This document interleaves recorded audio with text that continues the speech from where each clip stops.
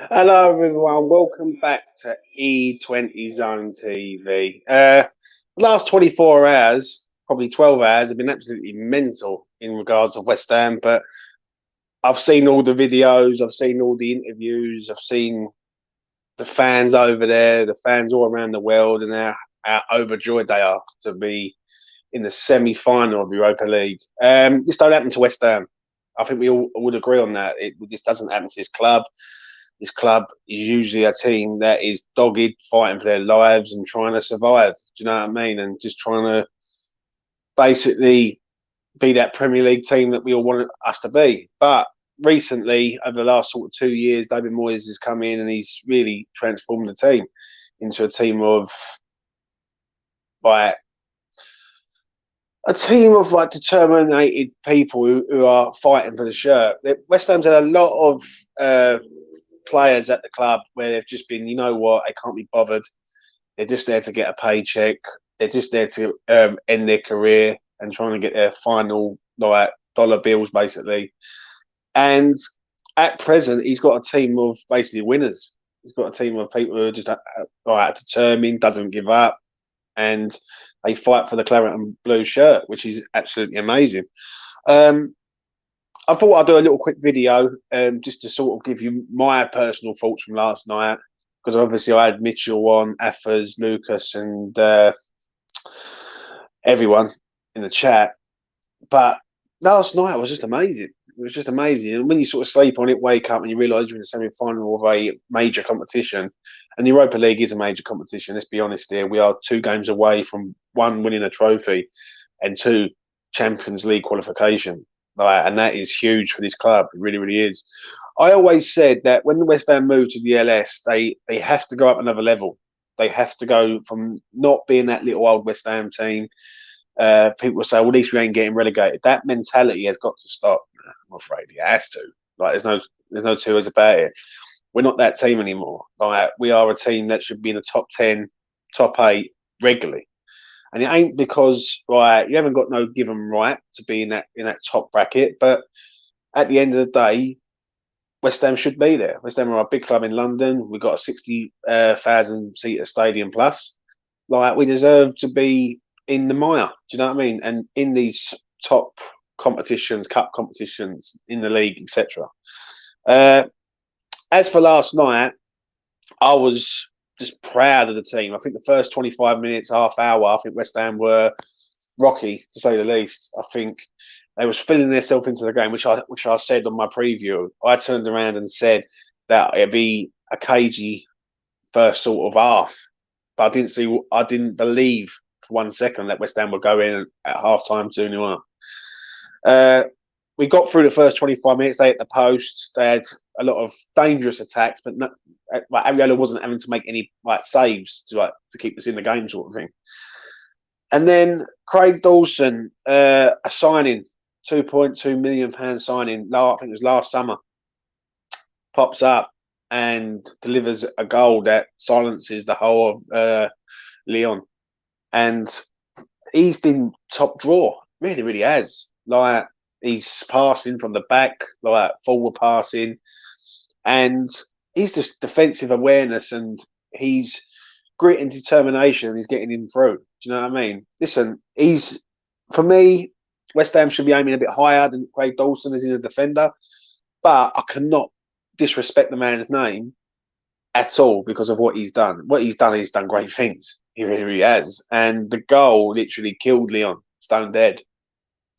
After the goal, I sensed that West Ham could, Lyon were there for the taking. Lyon were all over the place. They was stunned, I think, really. I think Lyon was expecting West Ham to come, sit, defend, and try and nick a goal.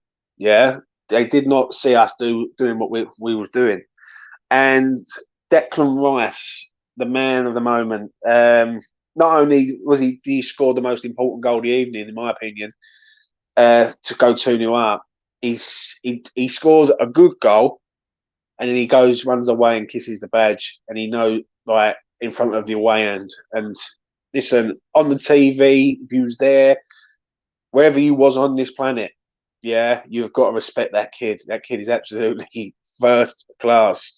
Um, it's going to be hard to keep Declan Rice, but the way he talks after the game, he's determined. He's young. He's fresh. He says it how it is, and he says how the fans felt last night. Do you know what I mean? When they look at Dembele, what he done last week, and the Leon media team on Twitter, yeah, he got that dig in there to say like you thought you could take the mick, and it come back and bit you. Do you know what I mean?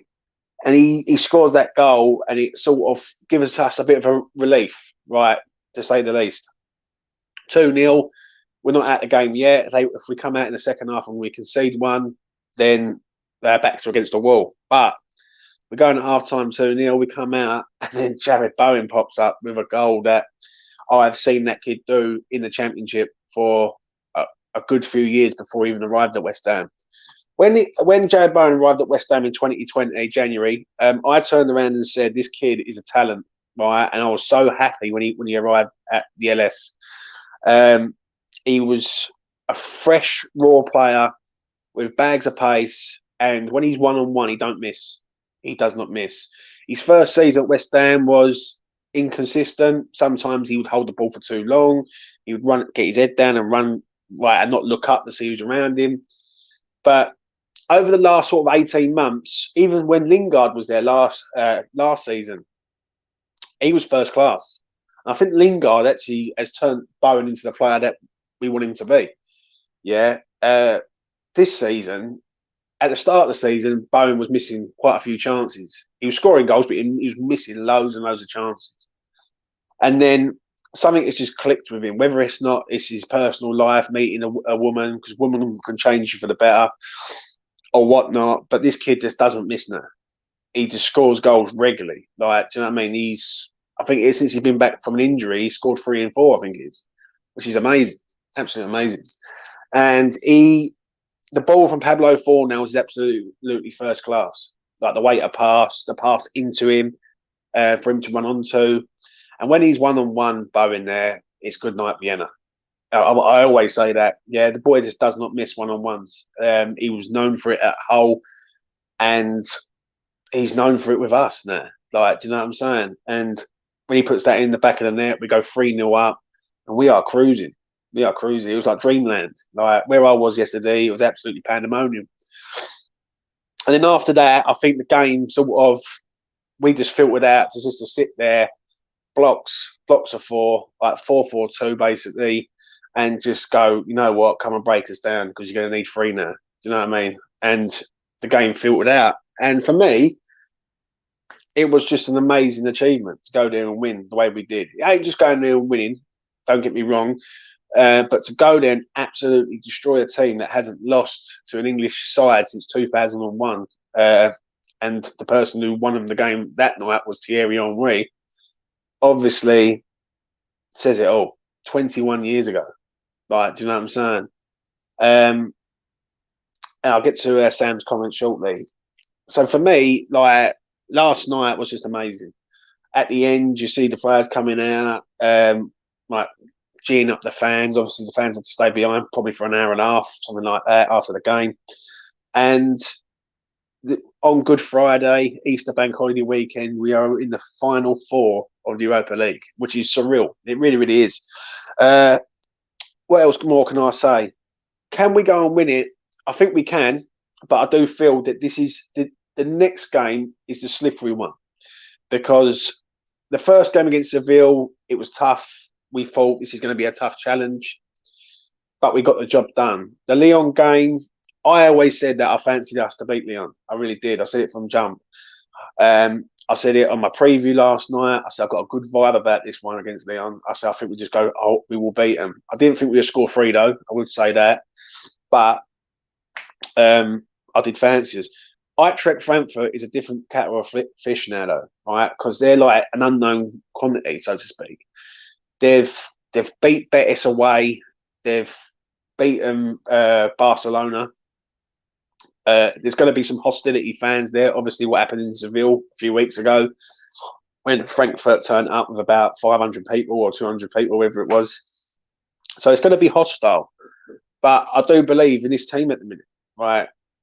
The only thing with this team that baffles me sometimes is I look at us and I think, right, we're never 2 days the same. Like from the Brentford game to Thursday's game, we was flawless. We was flawless yesterday. Yeah, and nothing I can't even criticise no one. Even Issa Diop turned up yesterday, which says it all. But I do believe now that I think the league is what it is. I think Moyes has to rotate all of his players. Right, he must know deep down when he gets to Frankfurt what and who he's playing. Do you know what I'm saying? And he has to bring in rotation. Like you're going to have to bring in Vlasic. You're going to have to bring in Krau. You're going to have to bring in some youngsters. Yeah. And I don't think a lot of West Ham fans would care, right? Because the way we look at it right now is we are 2 ties away from achieving greatness, basically. And this could be West Ham's finest moment. Like this could be the moment that West Ham go from there up another level. Yeah, it happened to Spurs a long, long time ago when they had Bale in their team, and they started to get to Champions League, and they sold Bale for a lot of money, and they've always maintained that. And listen, I don't like to speak about Spurs, but I've got to be honest with it. Ever since then, they have been that sort of top six side regularly. Yeah. So when it comes to us, I look at it that we have to make sure that all of our players are fit. Don't take no risks with Bowen. Don't take no risks with any of the centre halves. And basically, the Frankfurt game is massive. Nah, and I know it's a bit of a pun, but I'm going to be honest. And I do believe we can win it. Like we are second favourites to win it. Obviously, Leipzig are favourites, and rightfully so. Leipzig are a Champions League side. They've got an absolutely quality striker up front, and they're a well-oiled machine for German football. But I must admit, if someone would have said to me right now that we're going to get Eintracht Frankfurt, the home league's going to be the first game, I fancy us in this one. Yeah, again, I do fancy us to go through Frankfurt and all, especially at home. I think if we can get the team organised in a way that we get out the traps at these teams. And one thing I will say, and I think it was Lucas mentioned it last night, which was absolutely first class, right, what he said. He said, in the final four of the Europa League, all these teams will come and have a go at West Ham and try and attack us. And let's be honest, West Ham are known for hitting teams on the break, 100%. West Ham are that sort of counter-attacking side where we suck them in and then we go, right, bang, all over the top of Bowen or ball down the side for Antonio and we can push up the pitch. And Declan Rice being the driving force, 100%. So I've got good vibes on this one. Do you know what I mean? I'm not going to say that I think we can win it. Do you know what I mean? Will we win it? I don't know. Do you know what I mean? Because I think you just got to look at, I think this is the next game is the slippery one for me because we're nearly there, but we're just not quite there. And that's the one. Like, let's be honest, the Seville game, West Ham, can we win it? We don't know, probably not. The Lyon game, yesterday a lot of people was thinking, this is going to be tough over there. I was quietly confident, but you know, it is what it is. I'll get to your comments shortly, Robert. I can see what you're saying. And yeah, I do believe that something special is happening at West Ham, and this feeling of, I don't know, this feeling of like seeing your team doing so amazingly good is a feeling that I don't want us to lose. I've seen West Ham do amazingly bad. And having to put up with Roberto in goal and Avram Grant as manager, and you know what I mean. And final day, like saviours from Tevez. I've seen it all, and for me, this is where I want to be at. So I'm just going to round it up with this, and I'm going to get to a few comments. And I've just seen the news also that Sean Dyche has been sacked, which is quite shocking, really. My final thought is this: I'm so proud of this club at the minute. I think now the league is second priority. It's all on Europa League. I expect rotation from David Moyes. There's no two ways about it. He has to rotate. I think if you try and burn the candle at both ends, you're going to get stung in the end. And for me, we're 2 ties away from glory. Now, don't be so stubborn, Moyes, and go with a team that you feel like you want to do everything in when, let's be honest, we've got no chance of getting top four at present. We're fighting to stay in that top six. If you win 2 ties, we're there, and it's all done. And nothing would give us greater pleasure than to finish the season with a trophy, getting Champions League football, and Spurs finishing fourth and not getting nothing. That would be the icing on top of the cake. It really, really would. Let's get to your comments. We've got Sam in the house. He says, obviously, I love Deck to stay, but I reckon he will. But if he leaves, I hold nothing against him and I applaud him wherever he's back at the LS. Love the lad. Yeah, listen, Declan Rice, mate, I won't ever have a bad word said about the kid. He's been absolutely first class, top class. And if he goes with my blessing 100%. What he has done for us since he's been captain over the last sort of few years is unbelievable. And I do believe a lot of it is down to him. The way his mentality is, the way he doesn't settle for just an average performance. Like, do you know what I mean? And he's a winner, and that's what we've got. It wasn't a dream. We did it, yes. We can do it.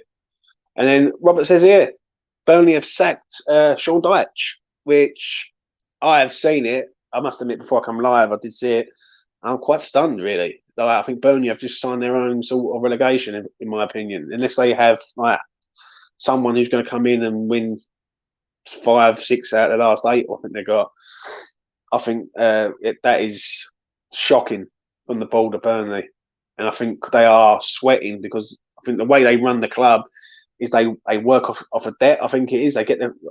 I'm not sure how it works financially, but I heard what Simon Jordan was saying, and it's not a good state for Burnley at the minute. Do you know what I'm saying? They've just got rid of someone who is known for getting them out of trouble. I actually do like Burnley. I haven't got a problem with Burnley, even though the style of play that they play, like style of football that they play, I haven't got a bad word to say about Burnley, really. Do you know what I mean? I think they're like a hard-working side. They're like a working class team, so to speak, up north, and their fans deserve a bit better than how they've been treated. They don't really spend a lot of money, and how they've stayed in the Premier League for so long is a great achievement. But there comes a time where you can't keep penny pinching and hoping to stay there. Every year you've got to progress, you've got to improve. Do you know what I mean? Because if you stand still, you go backwards, as that saying goes. And if that is it for Burnley, I think if they do go down, I don't think they will ever come back up for a very, very long time. I really do mean that. I suppose the tickets won't go on general sale again. Yeah. He says about Burnley. What's it? Shocked by the Dyche sacking. Was worried about Sunday. Now I'm not worried. Do like Dyche. Say it like he is. It's a shame, mate. It really, really is with him. Obviously, we move on to Sunday, and we do have Burnley. Now, I don't know how to approach Sunday's game, really, because if you'd have asked me this Wednesday, I would have said Burnley's an important game. We've got to get something out of the game, right? Because we need to finish in the top 6. Now we're in the semi-final. I do feel that it is turned now. Like, and you look at it and go out with your second string side, like to me against Burnley. Like, and I don't mean go out play loads of youngsters and like just give the game away. Go out and play people and give people chances like Oko Flex. Let Noble have a game. Let Corral have a game. Let Flassage have a game. Do you know what I mean? I think the Premier League is where Benny should be at the minute. For me personally, I think Ben Rama in the Europa, I think he's perfect for a sub to come on if the game's not going the way we are. I think you've got to wrap a few of these players up in cotton wool. I really do mean that. And if we don't, and Moyes is a bit naive to the situation of keep playing like the same players over and over again, I just hope that we don't catch an injury like to someone who's very, very key to us. Listen, Kirk Zuma is missing. Like, he's probably out for the rest of the season, which is a massive blow. But Issa come in, done a really, really good job. All right, give Issa some game time. Do you know what I mean? He deserves some game time. Yeah. I want to see some freshness up there in the Premier League, though. Like, I just don't want to see it to be the same thing over and over again. And if that means you've got to like take a few players out, then so be it. Do you know what I mean? Like it's not the be all and end all. Yeah, and that is it really. Antonio needs to be wrapped up in cotton wool. Like play Yarmolenko, like John says there. Make 4 or 5 changes. Play Vlasic, Yarmolenko, Krell, Benrahma, and Okovlex. I 100% agree. Like at the end of the day, right, Okovlex should get a game. He scores goal after goal after goal in the under-23s. I don't know what this kid's got to do to get on the pitch for West Ham in the first team. Do you know what I'm saying? Who else is there? Mazuaku, right? Do you know what I mean? Fredericks. Like, just play these players. Do you know what I mean? When it comes to Frankfurt, you've got to make sure you have your starting 11, that Moyes is going with. Yeah, and I don't want to see that we catch an injury just before then. Like, let's be honest, right? In the Europa League this season, we've been very lucky with the injuries that we've sort of caught before games. Like Liverpool away, he goes and plays Jared Bowen, and he catches an injury, and he's out for 2 to 3 weeks, I think it was. And we was lucky there. Do you know what I'm saying? We was lucky that weren't end of season. Yeah, I know players can catch injuries at any time, but this is important. Then Zuma gets injured against Brentford. Yeah, and he's out now, possibly for the end of the season. Now, for me, I just feel that he's just got to rotate it from one game to another game. Like if you're going to Chelsea, yeah, like let a player come on and impress, like hungry players, like youngsters, like Longelo, Ashby. If people want to see Elise, then stick him in for a game. Do you know what I mean? It doesn't hurt. And at the end of the day, the Premier League right now isn't important to West Ham now. Do you know what I mean? And listen, if we do finish 7th or 8th, but we win the Europa League, no one will care. I've always said that. Like, but we've got to have our best team out there, like, in our best moment. And for me, that's what it is. What else we got here? We got Burnley have asked the under-23 management club captain Ben Mee to take charge. Yeah, it's unreal, mate. It's unreal. And for me, in that, I just feel Burnley have just signed it away now. They've just signed it. Right, they've signed their moment away.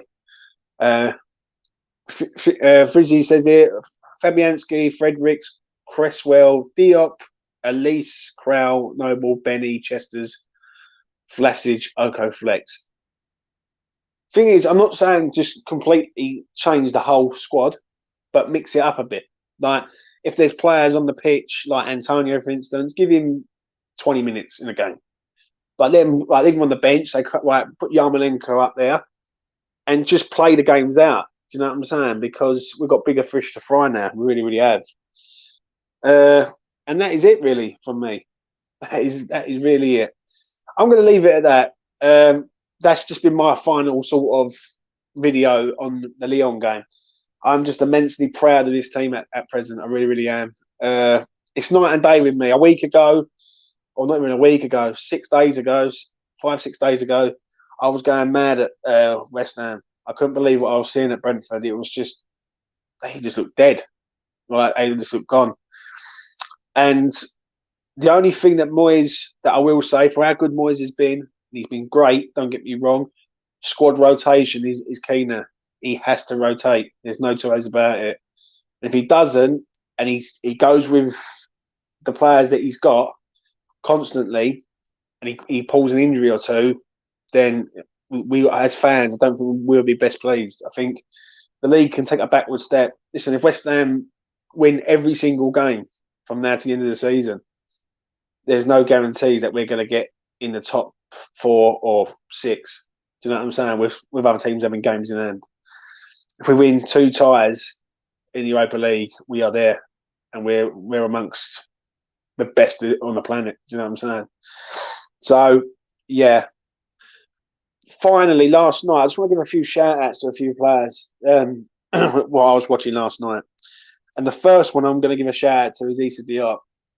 Like, I obviously had done a show last night with the boys, and we all spoke about him, but I thought Issa was absolutely first class last night. I was worried. I was worried when he was in the team. I thought, listen, if he's not on it, we're all over the place. Yeah, we really are. But he turned up last night and he looked immense.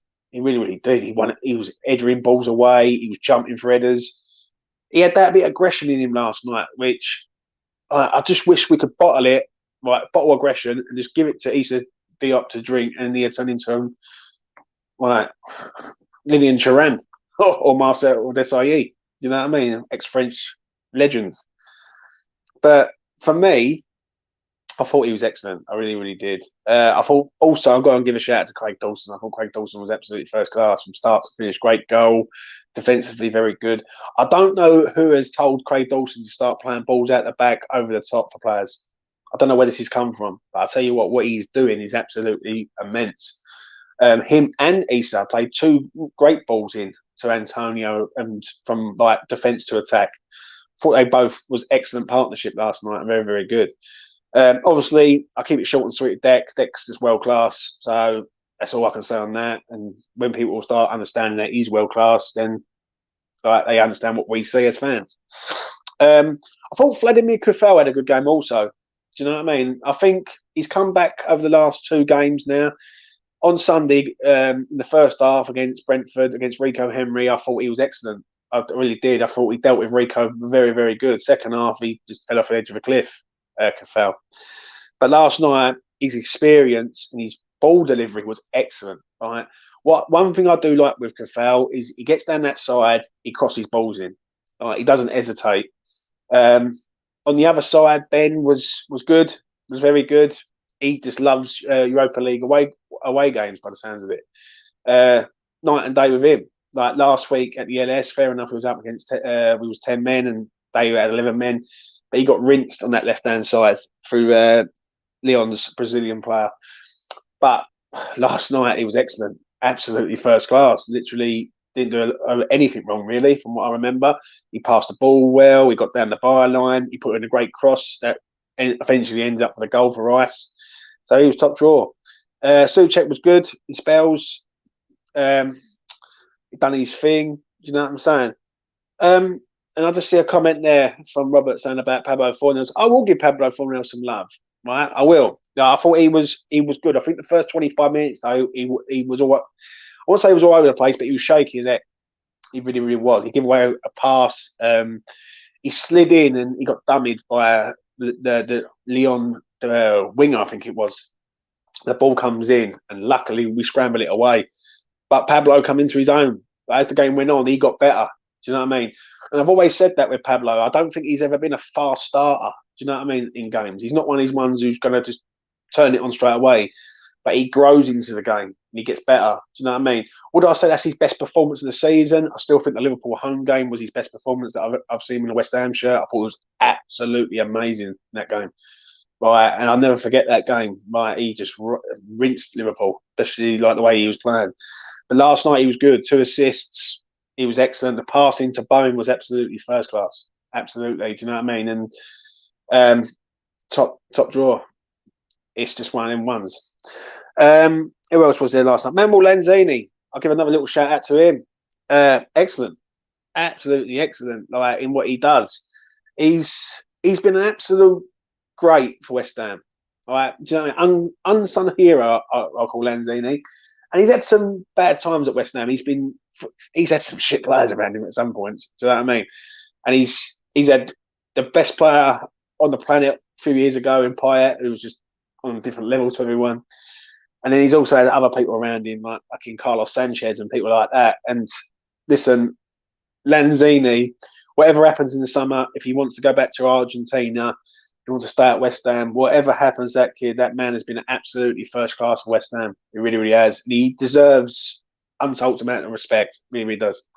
And finally, the final two for me, the two shout outs that I'm giving. I'm going to leave Antonio till last, but Jared Bowen, we all know what he is. He's grown into a player that we all believe that he would be. I always said this on different platforms. Man gets too many. He gets the chances, but he just doesn't convert. Now he's converting his chances and he's turning into an absolutely first class footballer. That goal last night was on his right foot. If his right foot starts firing, damn, we've got a world class player on our hands there. left foot, right foot, 1-on-1, he just don't miss. He really, really don't. And he's just been absolutely top draw for us this season. Is he the hammer of the year? Probably, in my opinion. I think Dawson's up there, and I think Deck's up there, of course. But I think Jared Bowen, the rise of Jared Bowen this year, I think he deserves it. I really do. I think the way he has come into his own, and sometimes he's carried his team. If Deck has been there and Antonio hasn't been firing, Jared Bowen has carried his team. And if you said this to me 18 months ago with him, I weren't convinced. I was thinking to myself, he gets the chances, but he spoons them all over the gaff.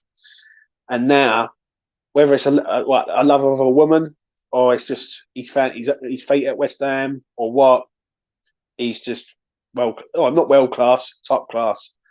If he carries on going the way he goes, he's going to be world class, mate. And finally, my mate, Mikel Antonio. Where do I start with Mickey? Listen, I like Mickey for what he brings to West Ham. He brings energy.